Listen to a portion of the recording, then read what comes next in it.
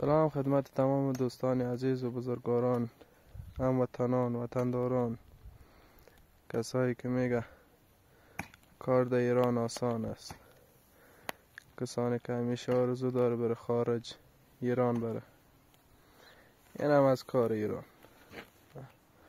این هم زندگی ما افغان ها. نه روز داریم نه شب،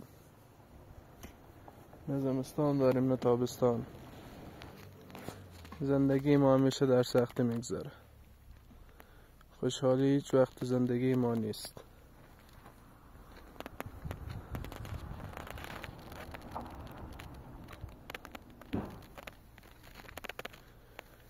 این هم از کار در خارج در ایران.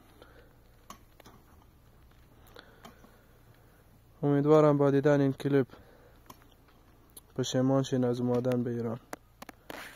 در وطن خودم اونجا هر کار گیرتان میایم اونجا بکنین بهتر از ایران.